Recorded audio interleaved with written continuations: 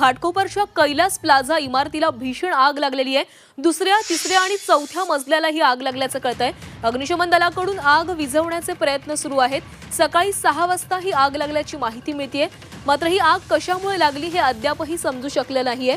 मानखुर्द, विक्रोळी, चेंबूर परिसरातील अग्निशमन दलाच्या गाड्या या घटनास्थळी दाखल झालेल्या आहेत। तर घाटकोपरच्या कैलास प्लाझा इमारतीत ही भीषण आग लागलेली आहे। या संदर्भातली अधिकची माहिती घेऊयात। आमचे प्रतिनिधी अमोल पेडणेकर आपल्यासोबत जोडले गेलेत। अमोल, घाटकोपरच्या कैलास प्लाझामध्ये ही आग लागल्याचं कळतंय, काय अधिकची माहिती आहे?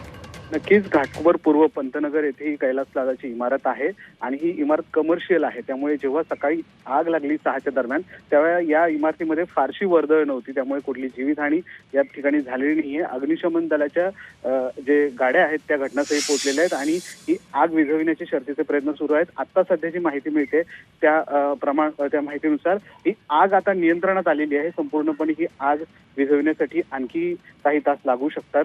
खरं तर दुसऱ्या माळ्यावर ही आग लागली होती सुरुवातीला आणि त्यानंतर या आगीचा भडका आहे तो 3ऱ्या आणि 4थ्या माळ्यावरच्या ऑफिसेसमध्ये जाऊन पोहोचलेला आहे। आग नेमकी कशामुळे लागली याचं कारण अद्यापही स्पष्ट झालेलं नाहीये, परंतु शॉर्ट सर्किटमुळे ही आग लागल्याचा प्राथमिक अंदाज अग्निशमन दल व्यक्त करत आहे।